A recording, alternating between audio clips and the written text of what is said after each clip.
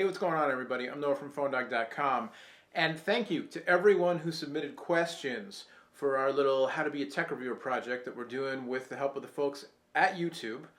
Thank you so much for posting comments, posting video responses, and asking your questions that, I'm going to try to answer some of right now. Hopefully my advice can help a little bit, but definitely, take a look at all the other folks on YouTube who do tech reviews of all sorts, and you can learn from everybody by watching as well as by, asking questions.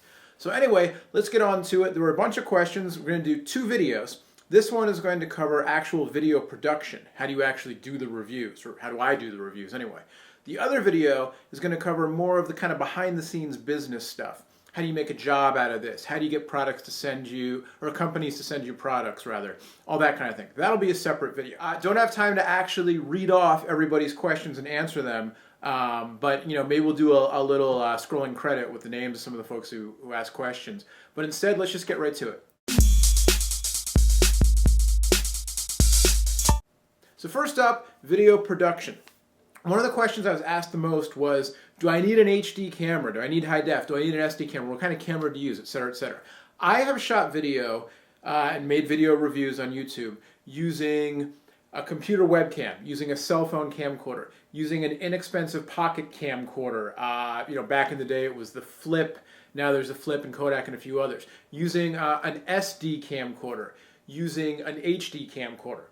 So you can do it, don't let the equipment get in the way of you getting started.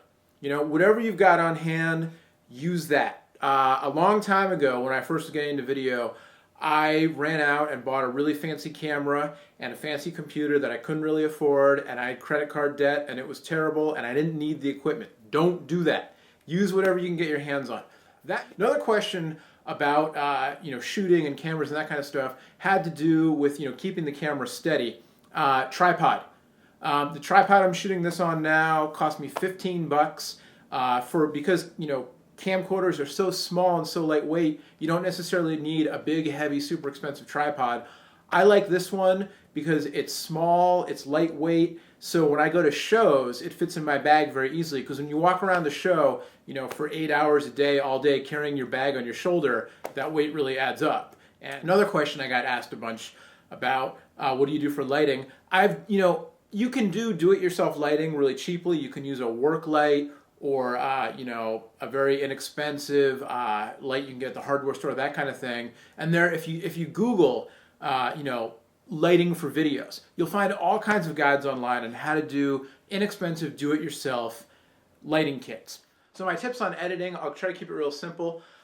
Using subtitles is great for tech reviews because you can put specs in the subtitles.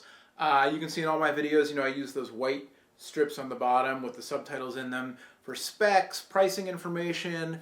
I also use them to kind of emphasize a point I make, because some people listen to the videos, some people kind of tune out the audio and they're more visual learners. So I like to use the subtitles to kind of reinforce points and stuff like that. Also, if there's a URL to go to our website or some other website to get more information, subtitles are great there. I try not to use too many of the fancy transitions in the editor, all the effects, the blurring and the cube turning and all that kind of stuff. I'll try to stick to maybe using one of those fancy effects per video, or, I'll use the same one a couple of times, but I try to keep that to a minimum. The rest of the transitions when I edit, I use either just a straight, what's called a jump cut with no fancy effect, or a very simple cross dissolve or cross blur. Editing is great, because for all it took me 39 takes to do this video, and I just shoot it and then I can chop the stuff out and only give you the good parts. It's also really good when in the middle of shooting a video, I get a phone call or something and I need to cut that out.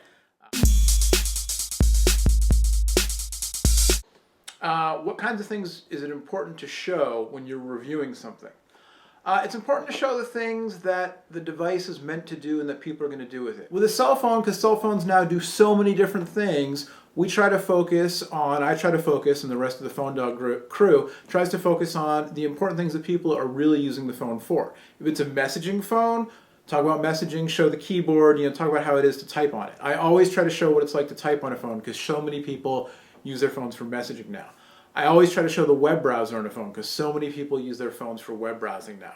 Oftentimes I'll show the music player because a lot of people use their phones for music, and because I tend to use my phone for music a lot. So that's where my personal thing comes in.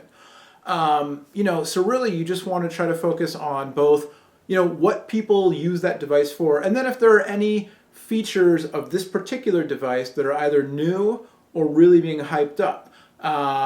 For instance, there are some phones that have come out recently that have really high-end cameras and shoot HD video. So we'll try to show that on those phones. Whereas if it's a phone that is a messaging phone, like I said, but doesn't have a really high-end camera, we might not show the camera so much, and we'll talk more about the messaging features. If it's a phone that has integration with social networks, you can hook up to, whatever, Twitter and Facebook and all that stuff automatically, we'll tend to show that because that's kind of a new feature that not all the phones have. So, that's you have to kind of balance, what the device is made for with, is there anything new or special about that particular device? People ask me about how do I prepare for a video? Do I, write out a script or a timeline of what I'm going to say, that sort of thing. I don't so much anymore just because I do this all the time, but I definitely did when I first started. Somebody asked me, do I practice in front of a mirror? I don't do that, but I watch myself back on tape all the time. And a lot of times when I'm editing and I see something that I did or said, I'll then go back and reshoot that part of the video because I didn't like it. I always have spec sheets around, whether it's, the PR company sends me a spec sheet with the phone when I get it to review, or I just look it up online, on PhoneDog, or you can Google to get the specs of your device, whatever it is. It doesn't have to be a phone. But, with tech stuff, people like the specs, and the specs can help you compare things. In the case of phones, you can compare the screen size and the screen resolution, or the camera megapixels, or how much memory the phone has, how fast the processor is, that kind of stuff. And techies like that kind of stuff. So I want to make sure that I have, the specs handy. Don't have to memorize them all, but have it there so I can read off the sheet. And again, put it in those subtitles later, definitely. Music. I happen to be a drummer, so I have a lot of music that I can use for free because I own the copyrights to it, because nobody's ever listened to it really, so it doesn't matter.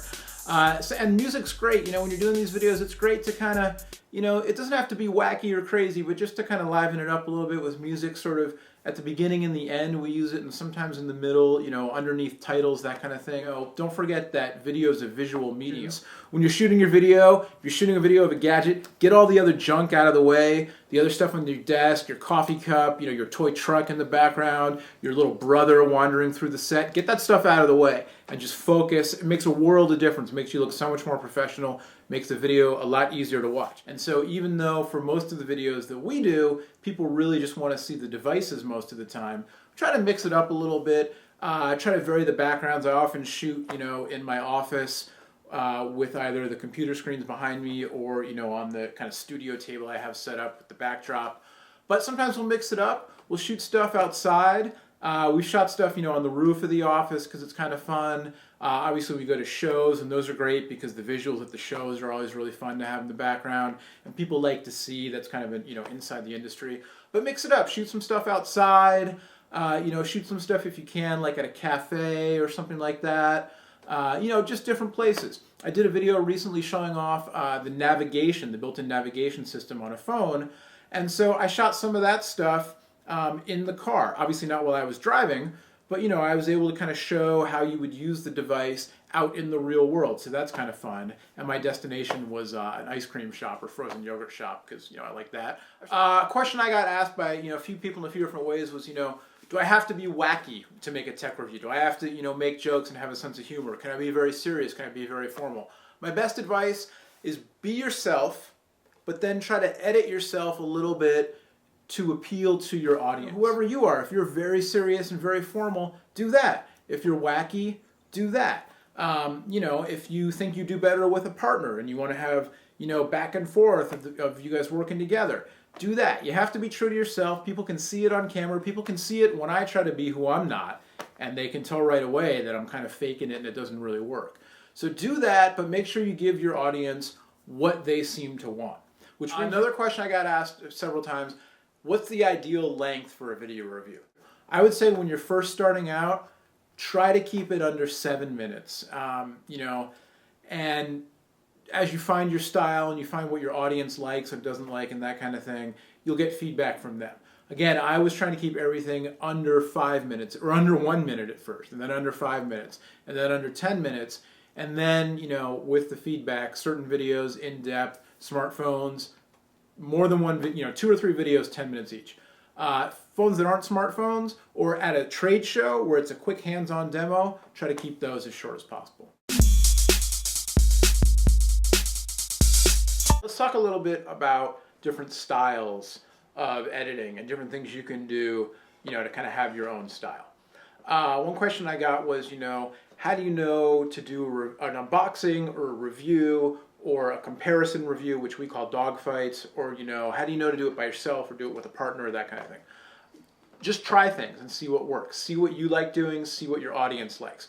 I've tried all kinds of different stuff. I've tried, we've done spoof videos. We made up a thing called iPhone Air and did a spoof review of a product that didn't exist. I've done videos where I tried to do a whole storyline and do lots of different production effects and that kind of thing. Also, an unboxing lets me show people the product right away. Without it, it's not a review. I don't try to make it like a review. I try to do it's an unboxing, kind of first hands-on, so I can get a video out there so you guys can see what it's like. And so frankly, we can get, our name out there when people search for that product. And then I'll come back and do a review later after I've really had time to test it. Dogfights have become popular because people often ask, iPhone or Android, Palm Pre or Windows Mobile, whatever. So we'll do comparisons, and we just call them dogfights because it's, just a name we thought would be kind of a fun name for it. I've tried to do kind of like a show, like a tech show style, and we just haven't found one that really works, that, we've gotten enough views and stuff to be able to keep doing it, just because there's only so much time in the day and only so much, you can do. As far as working with a partner goes, I would love to do a show with a partner, and down the line, maybe that's something we can do. Right now, it's just not viable for me. So, you got to just try different things. I've tried lots of stuff that hasn't worked. I've made lots of videos you've never seen because they didn't come out and I threw them away. So just keep trying stuff, post stuff, find what works, and refine your style, and it's the best you can do.